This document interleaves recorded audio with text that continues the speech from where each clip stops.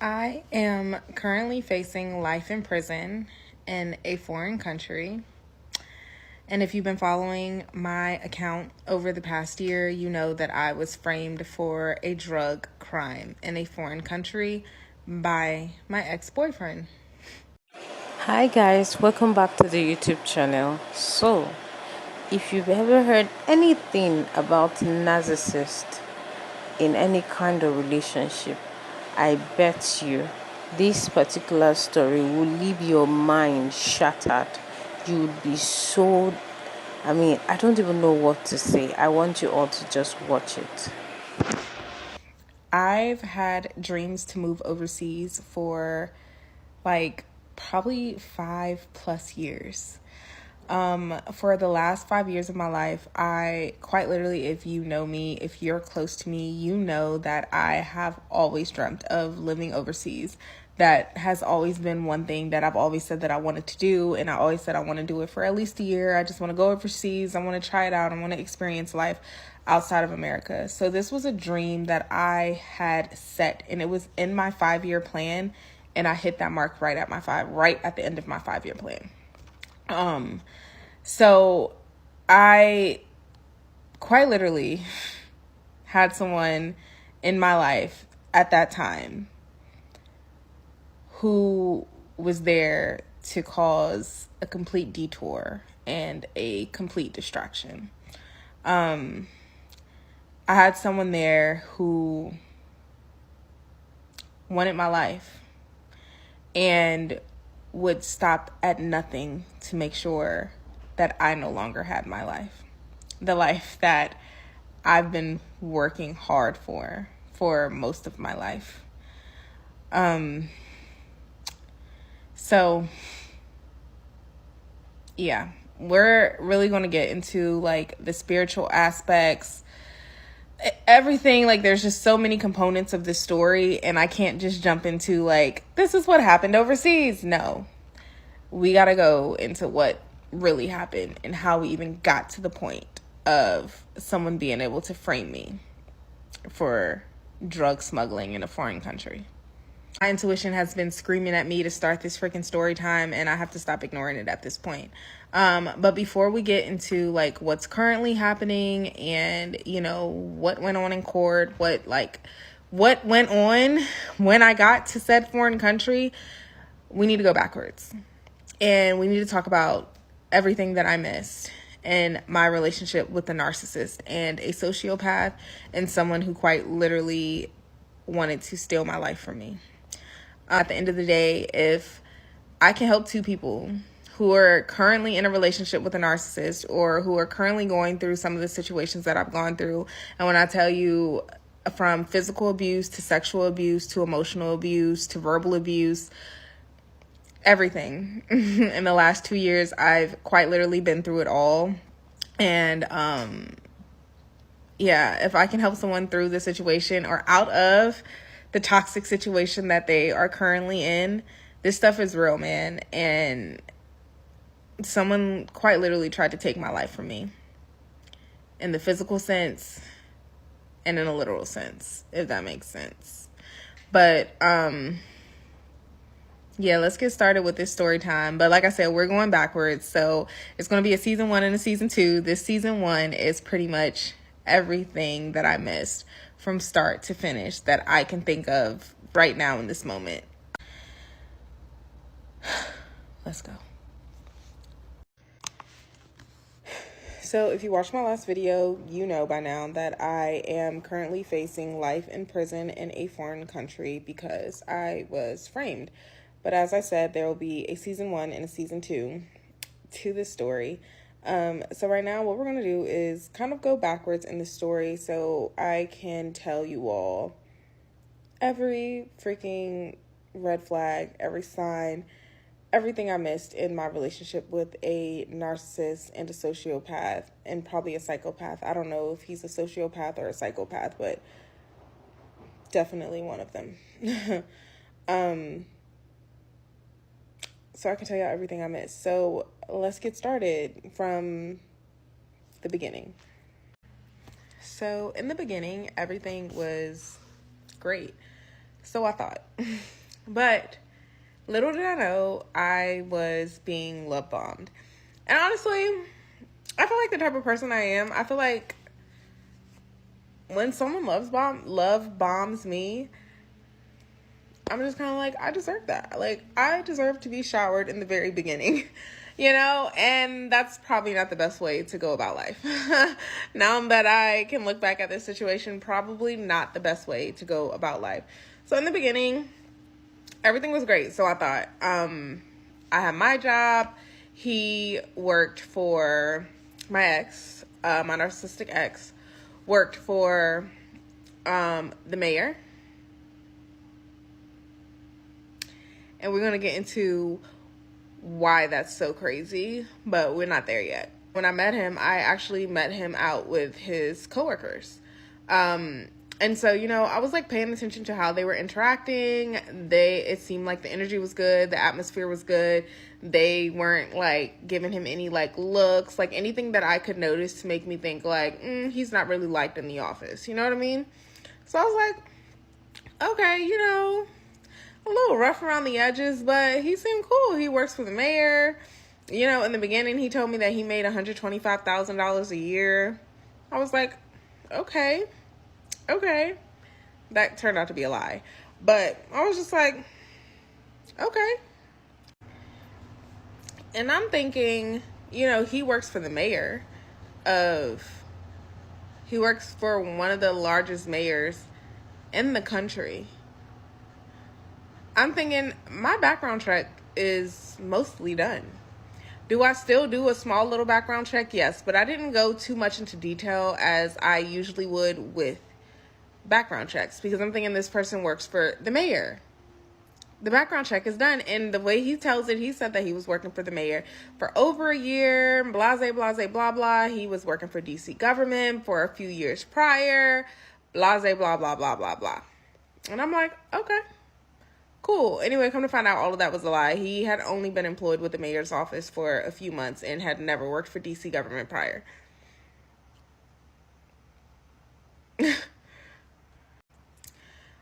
So here we are to the very first red flag I missed. When I first met this man, he wanted to be around me 24/7. All the time. I mean, if I was on lunch break for work, he was pulling up to my job, like, come on, let's go out to lunch, like, blah, blah, blah. And from our very first interaction, he knew that my job at the time was pretty stressful for me, because I literally met him at happy hour while I was decompressing from my job. So it did come up the first time we met. Going back, I probably would not divulge information like that to a stranger.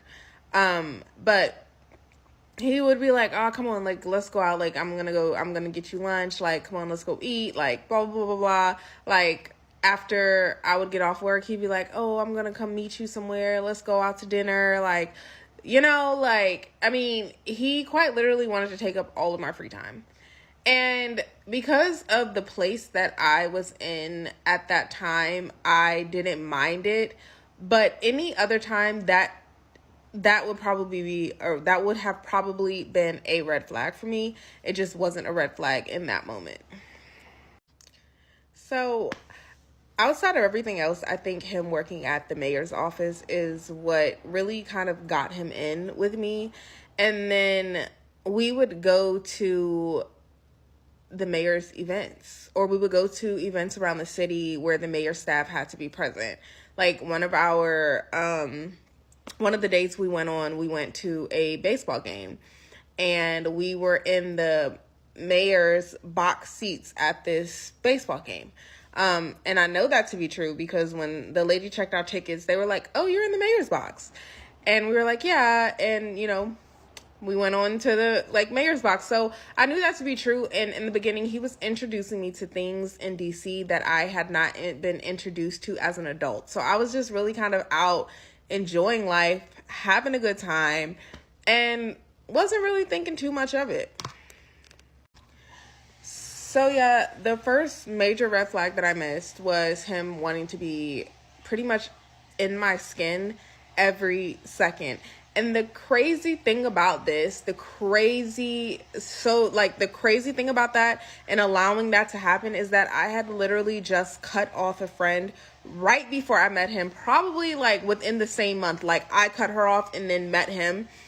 I cut off a friend right before I met him because I had noticed that she had wanted to be around me too much. There were other things that went into play, just kind of like her wanting to be in my skin, watching me so closely, always wanting to know what I'm doing, always wanting to know where I'm at, always wanting to like know what, like, how do I do this, how do I get this job, how do I do my business, how do I da da da da da da. So I literally just cut off a friend, and then for this person to come in and then to be like trying to be like literally in my skin every second, it was just, it takes me back when I look at it that way. And I don't really want to go into detail about my friend because the story is not about her, but they have a lot of parallels. Once we get into this story, they have a lot of parallels. For me to have gotten rid of her and then him to come right in, that's insane.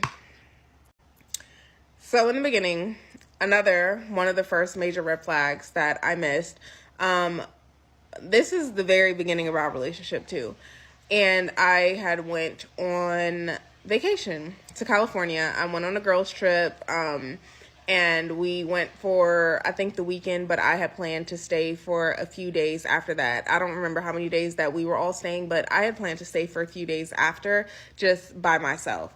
So the last day that I was there with my friends and when I was branching off to be by myself in LA, he calls me hysterically crying,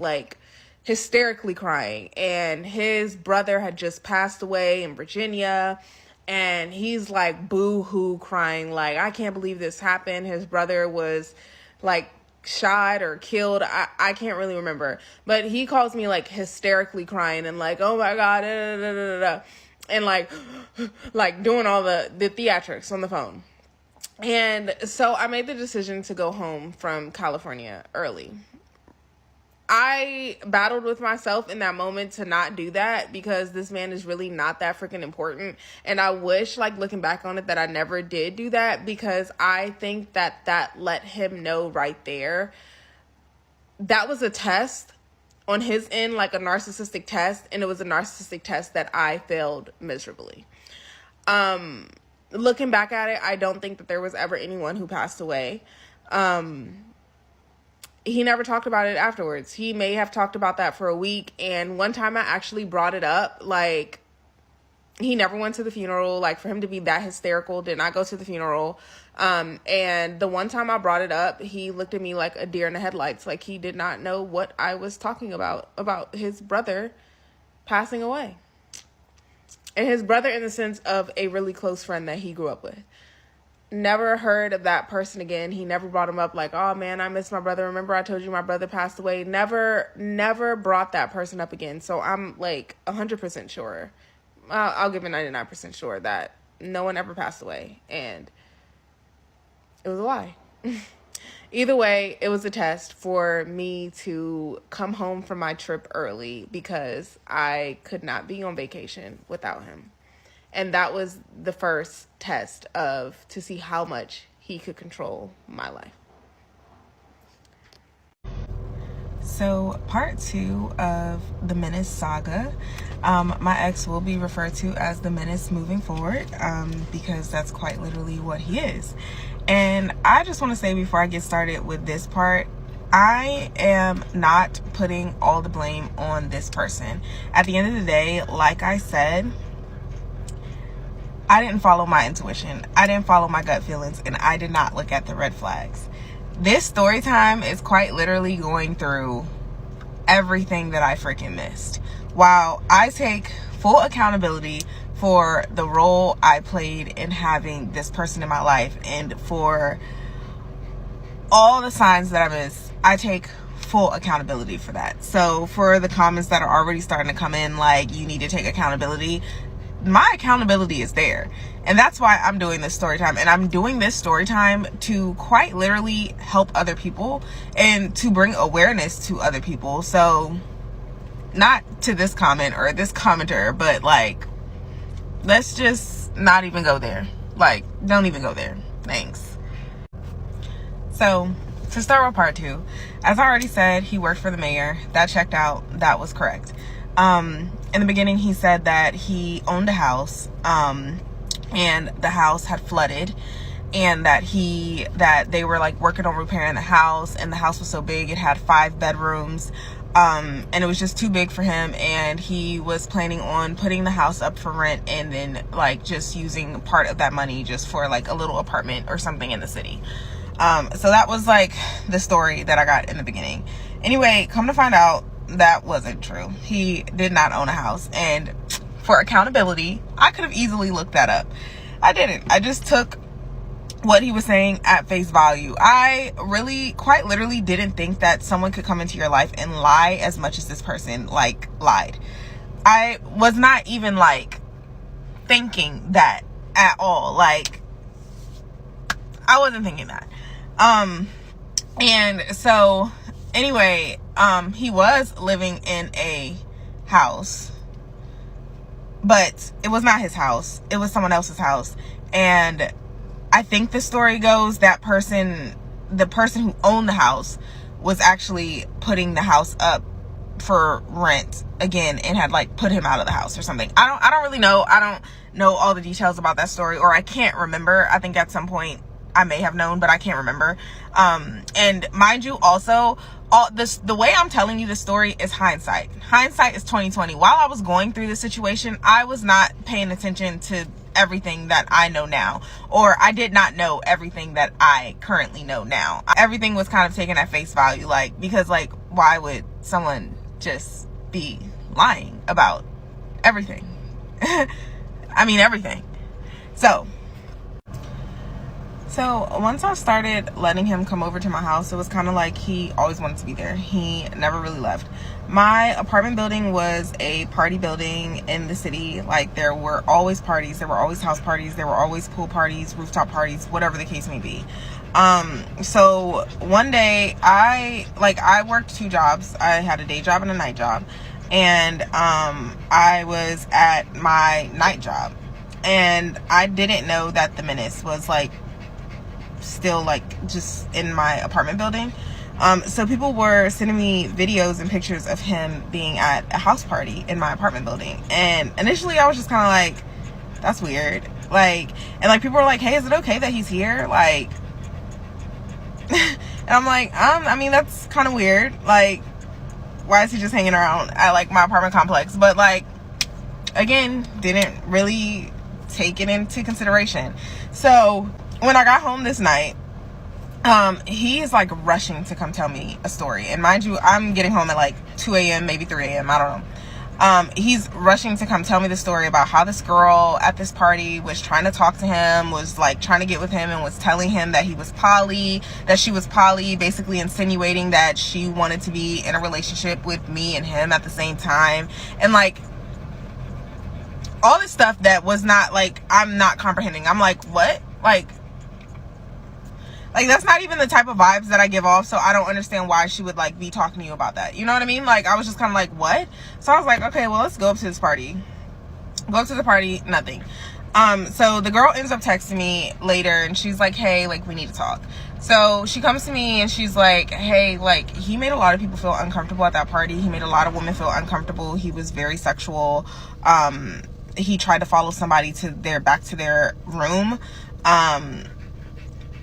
He just made people feel very uncomfortable, and I really think you should like kind of reconsider like this decision on being with him. Like, basically, like, long story short, that's kind of what she was doing.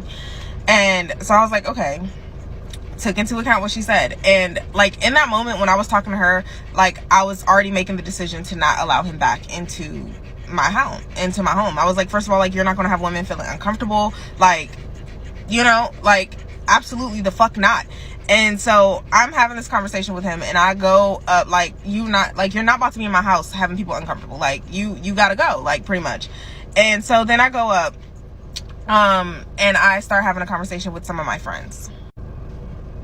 who were at the party, and they were like, T, nothing happened. The person who told you that, she's been having a lot of problems in the building. She has something going on. She's starting drama with everybody. Nothing happened. He was a lot of fun. Everybody was just having fun. Nothing happened at this party. And this is multiple people telling me this at this point. So now I'm kind of like, okay, well, maybe she's just starting something. Like, what the hell? But no, she was right. It ended up like coming out that later ended up coming out that he had actually at this particular party went into a bathroom. Another girl was in the bathroom trying to use the bathroom. He went into the bathroom, took his wee out while she was in the bathroom, and starts using the bathroom while she's in there. Other things happened, but these things didn't come out until later. So also later, after all of this stuff happened to me, my friend ended up telling me, one of the friends that was telling me in the beginning that nothing happened at this party, he was like, you know, he was really weird at that party, but I just wanted to like support your decisions, and I just didn't want to make it seem like anything was going on, but I probably should have told you that he was kind of weird. You are my friend. If I come to you and I ask you for your opinion on something, at any time, you tell me the freaking truth. Like, because I was already on the verge of like ending everything with this man based off of what she was saying, and like never allowing him back into my home. And then it was like you and my friends who were saying nothing happened. So that was that. But yeah, so he did try to apparently sexually assault some people at this party, or it was just being really weird with them. And that comes about later, because all of these things are like kind of like hints to like things that were going to get worse in my life later. Because I was sexually assaulted, and we'll get into that in another story time that comes about a lot later. But yeah, my friends were no help with that situation. He did try to follow someone to her apartment. He did whip his wee out in front of somebody in a bathroom. He was being sexually inappropriate with multiple women at this party. But nobody came to me and came forth and said anything. The majority said nothing happened. He was a lot of fun. He loves you. Like, he really likes you. I can see the way he looks at you. Like, don't pay attention to what that girl said. She's lying. That's what the majority came to me saying. But had I just listened to that girl, I would not be here. I would not be here. Like, so also, mind you, when they were telling me that this girl lies and not to listen to her, not to believe her, I'm instantly going into protect black men mode. Because now there is a person outside of my race who is accusing someone of being sexually inappropriate with women. And so now I'm like, all these people are saying you're lying. You're not about to do that to a black man. Mind you, hindsight's 2020. This is a black man that should have never in life been protected. He should have been put out. I should have never spoken to him again. But the majority said she was lying and he was fine. So, protect black men. Never again. If you have been following this story, thank you so much. Please kindly subscribe. Secondly, this story is going to be a full series, because I'm going to come right here and post every part that is in this story. We have to listen to it to the end. There is so much she has said, and there's so much this lady went through. But I can't be the one to tell you, because we all need to listen and learn. Please leave your comment in the comment section. This is beyond me to say right now. So don't forget to comment and subscribe, because all the full series of this story will be shared right here. Bye.